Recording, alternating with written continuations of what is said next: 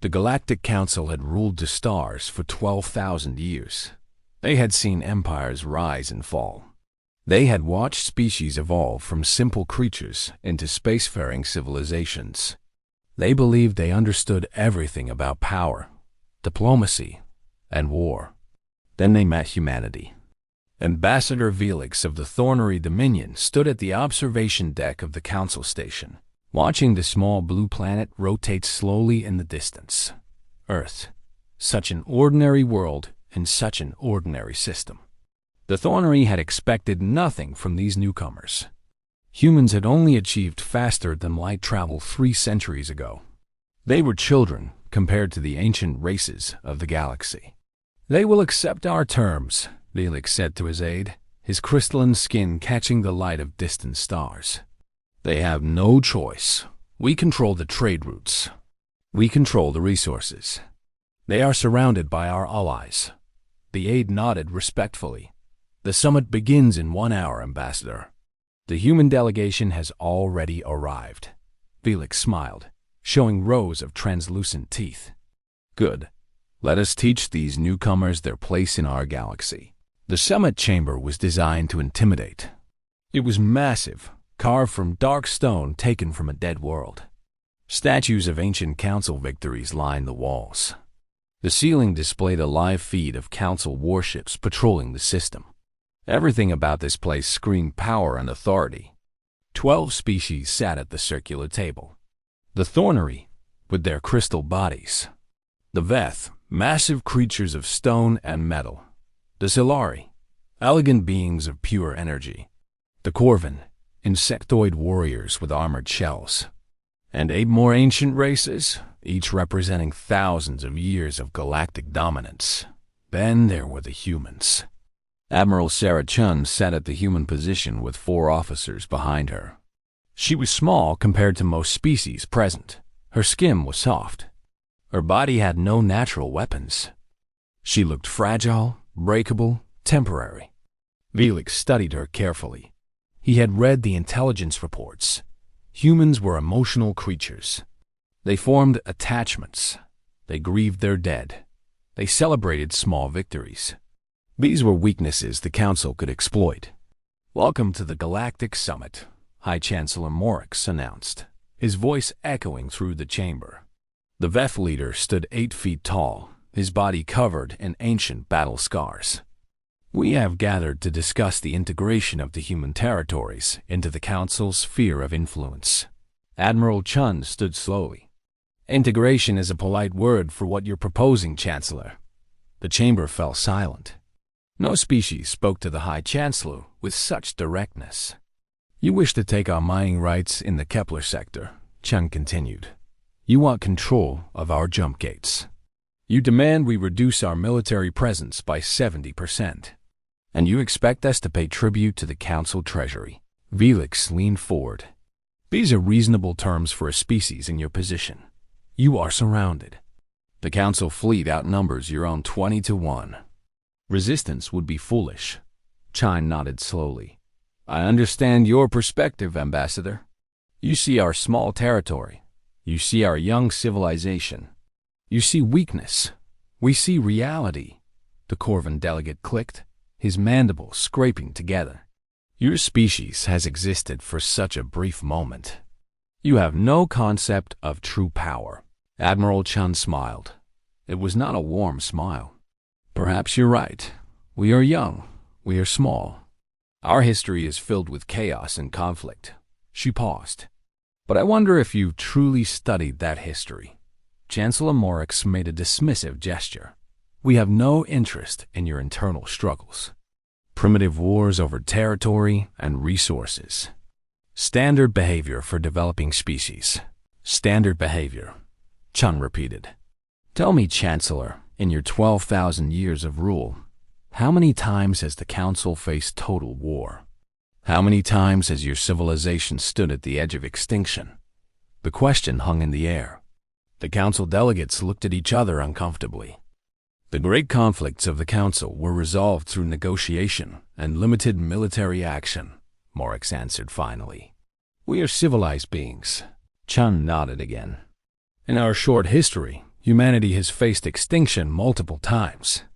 We have fought world wars that killed hundreds of millions. We have built weapons capable of destroying our entire planet. We have stared into the abyss of nuclear annihilation. She paused, and we survived. Every single time. Felix laughed, a sound like breaking glass. You threaten us with your history of self-destruction? This proves our point. You are unstable creatures. Perhaps, Chun admitted. But consider what our instability has produced. She pressed a button on her wrist device. The ceiling display flickered and changed. Instead of Council patrol ships, new images appeared. Massive human battle carriers. Sleek destroyers. Thousands of fighter craft moving in perfect formation. Weapons platforms the size of small moons. What is this? Orcs demanded. This is a live feed from the Kepler sector, Chun said calmly. While you've been monitoring our official fleet near Earth, our real fleet has been positioning itself. Ambassador Felix checked his personal display frantically. His crystal face paled. This is impossible. Our intelligence said you had 200 warships. Your intelligence was wrong, Chun replied. We have 2,000. We've been building in secret for 50 years, ever since we realized the Council would eventually come for us. The Corvan delegate jumped to his feet. This is a threat. You cannot threaten the Council. It's not a threat, Admiral Chun said. It's a demonstration. She pressed another button. The display changed again. Now it showed the Council's patrol fleet in the system. 50 ships, heavily armed, the pride of the Thornery Navy. Then small dots appeared around those ships. Hundreds of them. Thousands. Those are our stealth drones, Chun explained. They've been in position for 3 days. Your ships never detected them. Each drone carries enough firepower to destroy a cruiser. Chancellor Morik slammed his massive fist on the table. You would start a war with the entire galaxy? No, Chun said simply. We would finish one. She stood straighter, and suddenly she didn't look small anymore. She looked like something ancient and dangerous, a predator wearing the disguise of prey. You asked us here for a peaceful summit. You wanted to intimidate us with your power and your history. You expected us to bow. She shook her head. You don't understand what you're dealing with. Humans aren't peaceful creatures, Chancellor. We are war creatures. We were forged in conflict. Our entire evolution was a battle for survival against predators, disease, starvation, and each other. Every advancement in our technology came from our desire to fight more effectively. She gestured at the display. While your ancestors were building beautiful civilizations through cooperation and diplomacy, mine were inventing new ways to kill each other. We perfected artillery, chemical weapons, nuclear bombs, and biological warfare. We studied tactics and strategy like religions. We built entire economies around preparation for war. The chamber was completely silent now. Every delegate watched the human with new eyes.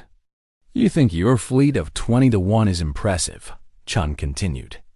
In our history, we've won wars against odds of 50 to 1. We've fought in frozen wastelands and burning deserts. We've battled in jungles so thick you couldn't see 5 feet ahead. We've stormed beaches into walls of machine gun fire. She stepped forward, placing her hands on the table. We don't fight like you do.